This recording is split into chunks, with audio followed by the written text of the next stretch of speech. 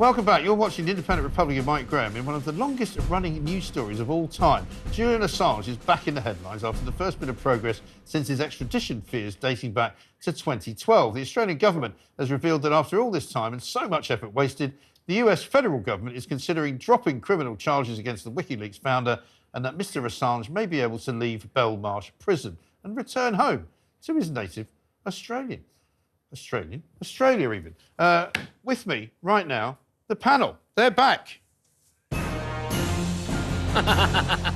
Now, that was them all trying to salute at the same time, which clearly didn't work They very well. got jealous. But welcome back. Sam Dowler. jealous. I mean, this is the thing, right? You give one of them a salute, Yes. and then they all want it. Sam Dowler's here, Reem Ibrahim as well, Andrew Eborn.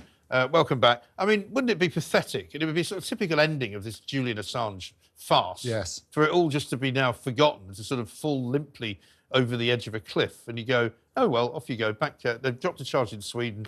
They don't want him in America anymore. Just go back to Australia. Look, at the end of the day, like I saw a movie the other day about the whistleblower in America who came out and said about how the Russians had got involved in the Trump. It was a movie, Reality Man. Yes, that's the one, yes. Yeah, and so I think whistleblowing is a really important thing, especially if It is. you're in a scenario. So.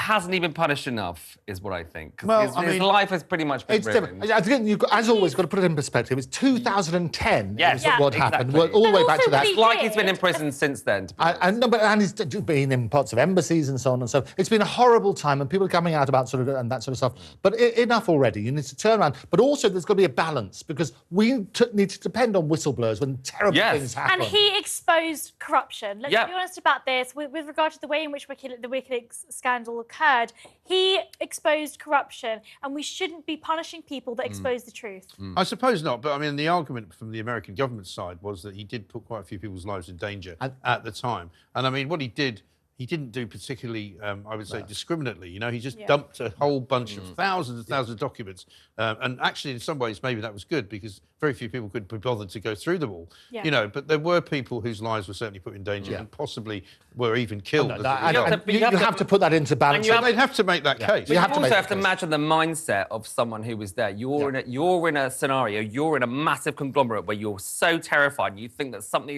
is wrong. It's so wrong that you're prepared And he was to go to such lengths. And he was ended up being right. Yeah, exactly. But it's also important that you do have somebody who can hold the feet of those in the power to the fire. Of course. What he exposed, Especially in democracy. what he exposed with the US airstrikes in Baghdad, there were diplomatic cables and classified communication from the wars in Afghanistan and Iraq. But you're right, Mike, is there was too much. And some of the people's lives were put at risk. Yes. And I think whilst whistleblowing is absolutely right where there's corruption and wrongdoing, other things you need to be a bit more selective. And it was just a dump. If governments weren't inherently corrupt, then we wouldn't need whistleblowers, and that's the point. Yeah. The fact of the matter is, I blame the US government for putting those people at risk in the first place. Yeah, Well, maybe. let's say we had a whistleblower from Putin's regime, for example. Yes. Of course, he would be on death's door instantly. I mean, he would move to America, whatever. Right. But like, this is the thing. Like, you know, Assange is not at death's door. He's not going to be murdered because it's fine.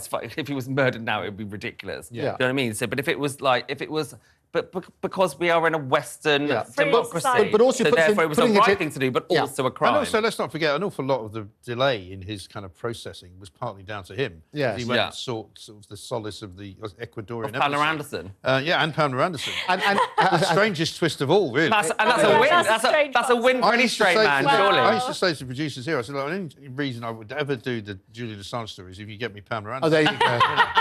I don't care otherwise. Absolutely. But it was Chelsea you Manning. gave in. He got all the information from Chelsea Manning as well. And Chelsea Manning, remember, it was 2017, was released and pardoned by President Obama because originally Chelsea was sentenced to 35 years in prison. Yeah. And looking at that sort They of don't mess around in the US. No, it's And I huge. think he's worried as well. He's going to try and get a pardon from Biden before Trump gets in.